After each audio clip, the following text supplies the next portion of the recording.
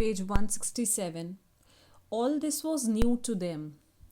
They had never even dreamt that they would have to learn these things someday, for generally the only training that Indian children received in South Africa was in the 3 hours.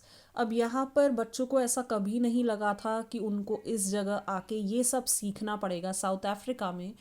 तो मतलब बच्चे generally घर में अपनी घर की चीज़ें ही सीखते हैं। जैसे कोई लड़का होता है तो अपने पिता के साथ अपने पिता का काम सीखता है, या लड़की होती है तो घर में किचन का काम या घर का काम सीखती है। तो यहाँ पर सारी ऐसी चीज़ें, लकड़ियाँ काटना और गार्डनिंग करना और पता नहीं क्या क्या चीज़ें इनको सिखाते थे, शू मेकिंग, कारपेंट्री, तो ये सारी चीज़ें भी इनको सीखने को मिल रही थी जो बहुत अच्छी थी।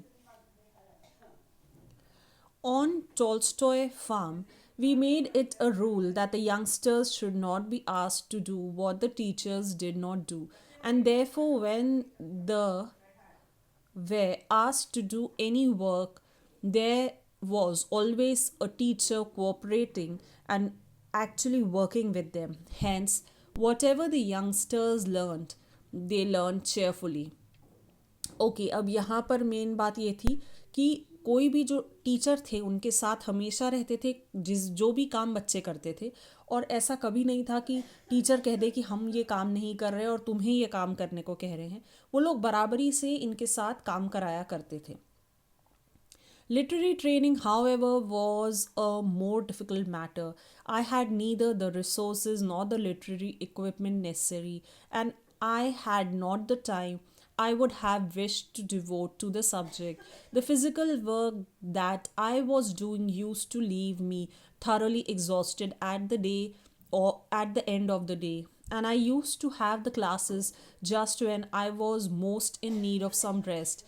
Indeed, therefore, of my being fresh for the class, I could with the greatest difficulty keep myself awake. The mornings had to be devoted to work on the farm and domestic duties, so the school hours had to be kept after the midday meal. There was no other time suitable for the school. We gave 3 periods at the most to literary training.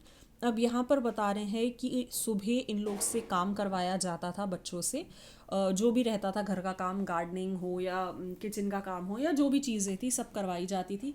और दोपहर में खाने के बाद 3 period लगते थे इनके, जिसमें इनको पढ़ाई कराई जाती थी। कोई भी 3 सब्जेक्ट्स लग जाते होंगे एक दिन में, ऐसा कुछ करते थे। और कोई और टाइम सूटेबल हो ही नहीं रहा था इनको पढ़ाने का, तो वो दोपहर का ही टाइम लिया जाता था। और इस वजह से अपने आप को जगा के रखना, अपने आप को अवेक रखना, क्योंकि सबको खाने के बाद नींद आती ही है, थोड़ी बहुत नींद आती ही है सबको। और इवन सुबह का काम करने के बाद थकान होने से और ज़्यादा नींद आती थी उन लोग को। तो ये थोड़ी सी मुश्किल हो जाता था अपने आप को अवेक रखना या अपने आप को जगा के रखना, मगर इनको ये करना पड़ता था। और स्कूल का पूरे जो दोपहर के पढ़ाई होती थी वो करनी पड़ती थी। Hindi, Tamil, Gujarati, and Urdu were all taught, and tuition was given through the vernaculars of the boy. English was taught as well. It was also necessary to acquaint the Gujarati Hindu children with a little Sanskrit and to teach all the children elementary history, geography, and arithmetic. अब यहाँ पर basic कौन कौन सी languages सिखाई जाती थी?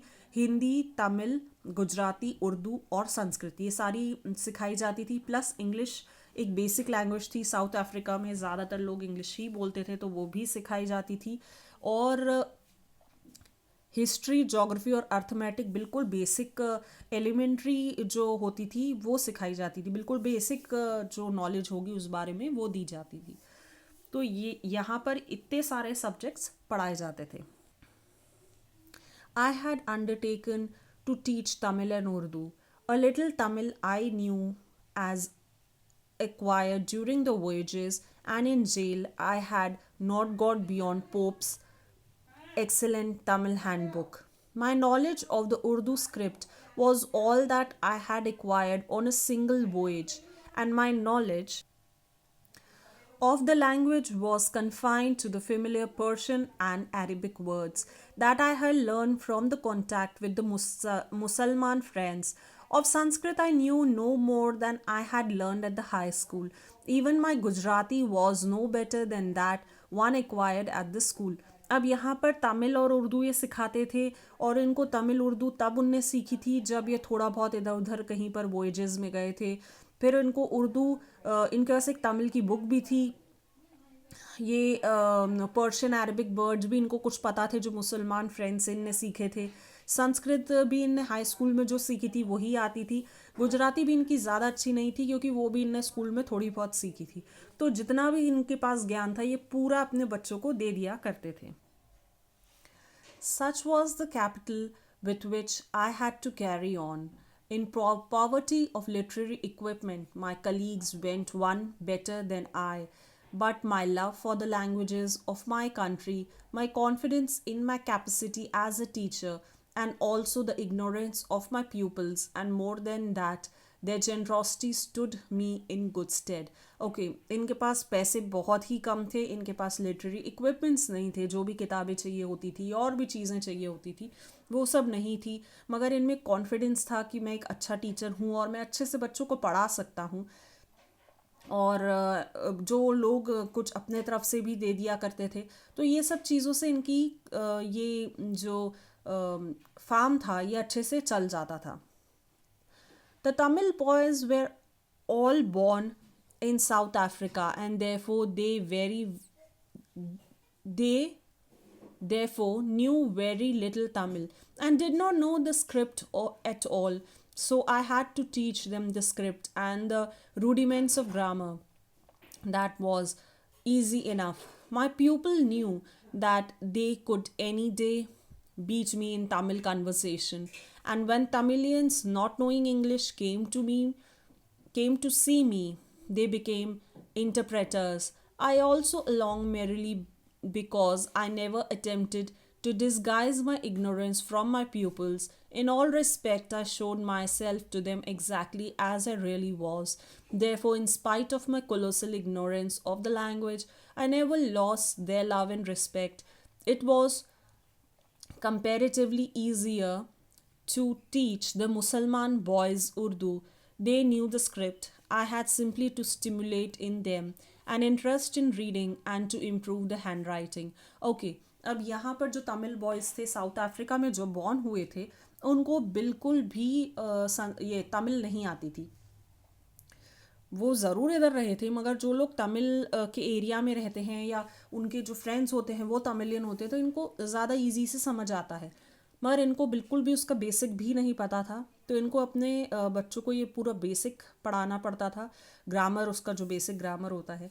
फिर even उनके जो प्यूपल्स थे जो जिनको तमिल आती थी वो इतने अच्छे से तमिल सीख गए थे कि वो इनसे ज़्यादा अच्छे से बोल पाते थे. और इवन उनको इंग्लिश नहीं आती थी तो वो इंटरप्रेटर बन जाते थे और काफ़ी अच्छे से वो इनसे बात करते थे. और बच्चों को ये भी पता था कि इनको लैंग्वेजेस ज़्यादा अच्छे से नहीं आती है, ये बताते भी थे उनको. और इस वजह से बच्चे इनको रिस्पेक्ट करते थे, ये बच्चों की रिस्पेक्ट करते थे. और इवन मुसलमान बॉयज़ थे, उनको उर्दू पढ़ाना बहुत आसान था क्योंकि उनको उर्दू की बेसिक्स आते थे. सिर्फ उनकी हैंड राइटिंग थोड़ी इम्प्रूव करनी थी और उनको रीडिंग के लिए इंटरेस्ट जगाना था.